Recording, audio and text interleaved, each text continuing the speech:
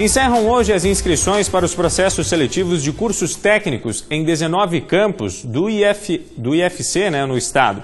Bom, do IFSC, aliás. IFSC. Obrigado, produção. As inscrições são gratuitas e devem ser feitas pelo portal de inscrições do Instituto, tá bom? Quem não tiver acesso à internet pode ir a um dos campos do IFSC, onde há telecentros disponíveis para a realização das inscrições. Aqui na região oeste tem campos em Caçador, Chapecó, São Carlos, São Lourenço do Oeste e também Xanxerê.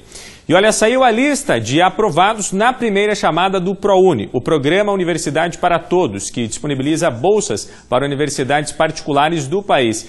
Quem quer saber se foi selecionado, é só entrar no site prounialuno.mec.gov.br. Os selecionados devem comprovar as informações das inscrições até a próxima terça, dia 10 de julho. Os resultados da segunda chamada vão ser divulgados no dia 16 de julho. E a partir do dia 30 de julho, os estudantes podem aderir à lista de espera do programa. Neste semestre, são oferecidas mais de 170 mil bolsas de estudo totais e parciais em mais de 1.000 instituições de ensino superior. E agora, o assunto é esporte aqui na nossa programação.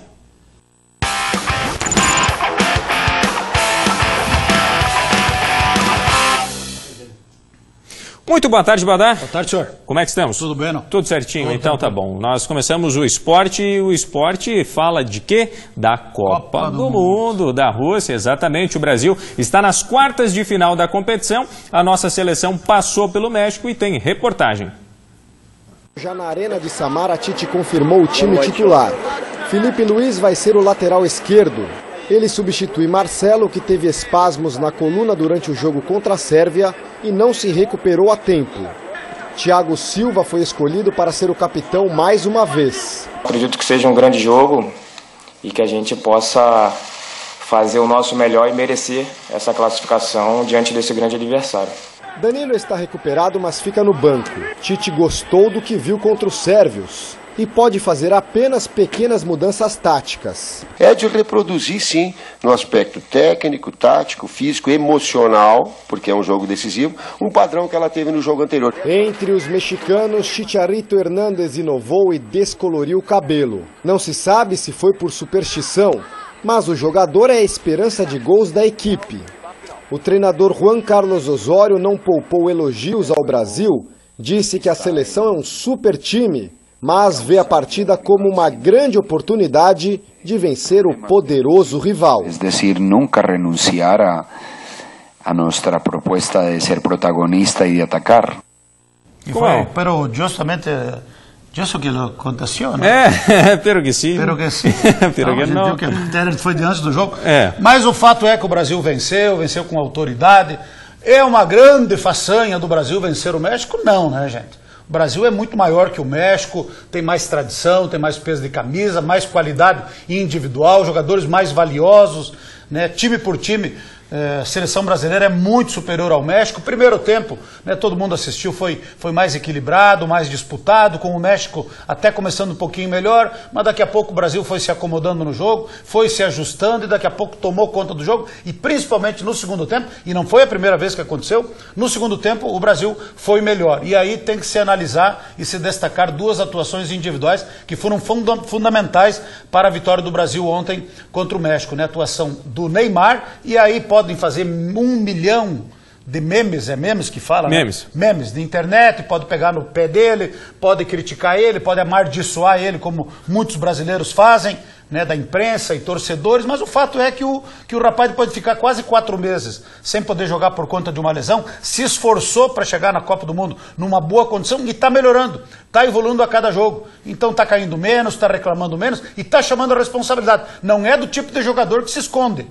O Neymar, ele pode ter todos os defeitos, mas ele chama a responsabilidade. E ontem ele foi o autor do primeiro gol, depois deu assistência para o Roberto Firmino fazer o segundo. E o outro que melhorou muito e que jogou a sua grande atuação na Copa do Mundo foi o William.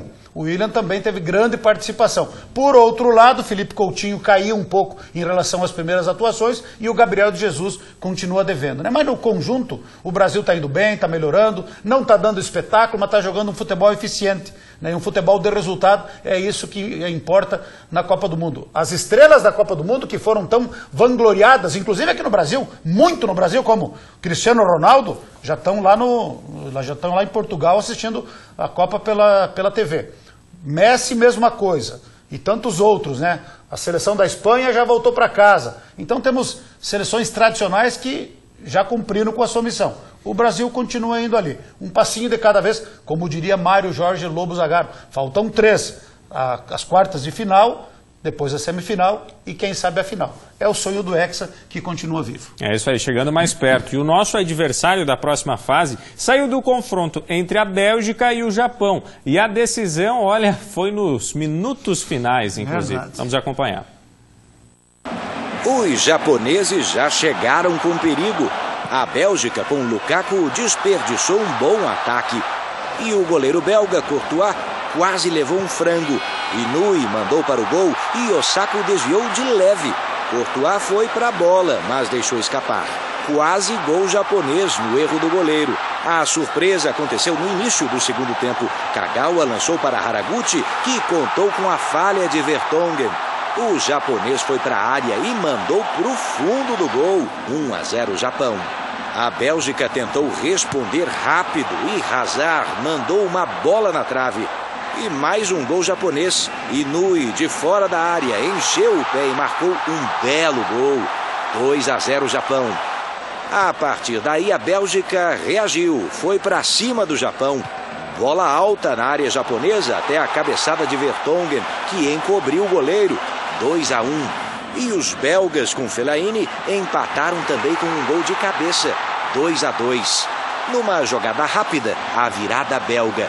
Meunier, pelo lado direito do ataque, cruzou para a área. Lukaku foi inteligente, deixou a bola passar até Chadli garantir a vitória da Bélgica nos acréscimos. Bélgica 3, Japão 2. Pois é, e a pergunta que fica é, Badá, é um adversário realmente tão difícil quanto se pintava antes da Copa? Porque você pegar esse time da Bélgica no papel, sim, só jogadores em times do mais alto nível. Aí, é claro, você coloca entre as favoritas. Mas tá jogando futebol para ter esse medo todo ou dá para passar assim? Olha, eu assisti atentamente ao jogo. A Bélgica é uma das seleções mais badaladas do momento, né? Uma nova forma de se jogar, com esquema tático igual aquele que é utilizado, que era, né? Pelo Fernando Diniz do Atlético Paranaense, que mandaram embora. 3 zagueiros, 4 no meio e 3 atacantes. É um time bem faceirinho. Tava perdendo pro Japão. Mas daí o Japão deu uma bobeira, tomou os 2 gols de empate. E aí, Japão querido. Dizem que não tem mais bobo no futebol, né? Não é bem assim, porque escanteio a favor do Japão, o time inteiro foi para dentro da área da Bélgica aí no contra-ataque. No último lance dos descontos, a Bélgica fez 3-2. Então, o Tite, a sua comissão técnica, vão ter muito tempo para analisar a estratégia de jogo adequada, mas não mete medo. Respeitar a Bélgica sim, mas na medida certa. Agora, eu tenho convicção de que se o Brasil jogar com organização, e evoluindo da maneira como está evoluindo, tem todas as condições de passar pela Bélgica. Vai ser o adversário mais difícil que o Brasil vai enfrentar. É quartas de final agora, não dá para esperar mais moleza. Mas eu levo fé de que o Brasil possa seguir adiante, porque o esquema de jogo da Bélgica pode favorecer o Brasil. E aí é missão do Tite, da sua comissão técnica, estudar bem, neutralizar a jogada deles para que a seleção brasileira saia de campo na sexta-feira, 3 horas da tarde, com a vaga na semifinal. Levo fé, respeitar a Bélgica sim, mas não é tudo isso que os caras estão pintando por aí. Bom, melhor pra nós, né? Melhor pra nós que não estão jogando toda essa bola. Agora, o Brasil tem que jogar, né? Tem que jogar, com certeza. Tá melhorando, aos pouquinhos tá melhorando. Ainda não é tudo aquilo, mas entre Brasil e Bélgica, sou muito mais Brasil. É isso aí, vamos acreditar, temos que acreditar na nossa seleção. E a Chapecoense segue a preparação nesse intervalo de jogos durante a Copa do Mundo da Rússia. Na manhã de hoje, as atividades foram realizadas no CT da Água Amarela. Esta, no caso, é a terceira fase da preparação, que alia treinos físicos, táticos e técnicos, simulando situações de jogo, né? A preparação continua durante essa semana e será realizada em 2 períodos até o final de semana. O próximo jogo oficial do Verdão vai ser no dia 19 de julho, diante do Bahia, às 19h30 em Chapecó pela 13ª rodada da Série A do Brasileirão. E aí, Badá, como está acompanhando essa movimentação da Chapecoense? Não, dentro de campo aí muito tranquilo, né? Os jogadores estão tendo tempo para treinar, para descansar, para fazer aquilo que não foi feito na pré-temporada, né? E é verdade, a pré-temporada da Chapecoense foi muito curta. A Chapecoense, não quero cometer erro aqui, mas eu acho que se apresentou no dia 6 de janeiro e no dia 17 de janeiro já estreava no Campeonato Catarinense contra o Concórdia. Então foram 11 dias, menos de 30 dias depois já tinha compromisso pela Libertadores, então foi tudo na corrida. Agora não, agora vai ter tempo, serão 23 dias, né, para zerar a conta, como disse o Gilson Klein, o próprio preparador físico, né? Ou seja, fazer uma boa base de preparação física para depois, né, aprimorar a parte física e tática e técnica dos próprios jogadores. Então vai ter o tempo disponível, já tem um amistoso marcado. Aliás, daqui a pouquinho, 2h30 da tarde, vai ter uma entrevista coletiva que está sendo muito aguardada pelo presidente da Chapecoense, considerar uma entrevista coletiva, o Pelino David Enes Filho Maninho, para falar a respeito da situação do Maringá. Se circulou, e comentamos ontem, né, de que o Maringá estaria fora do clube, que havia, segundo informação que circulou pela imprensa, teria sido afastado do clube, estaria, falando claramente, demitido da Chapecoense. Mas, à tarde, o presidente vai explicar. A questão do Arthur Kaique, que já foi vendido, a questão do Jandrei, que parece que não andou a negociação com o Sampdoria, parece que vai permanecer. Também tem amistosos já confirmados, um dia 11 de julho, aqui em Chapecó, contra o São Lourenço, e outro contra o Torino, dia 1º de agosto, lá na Itália.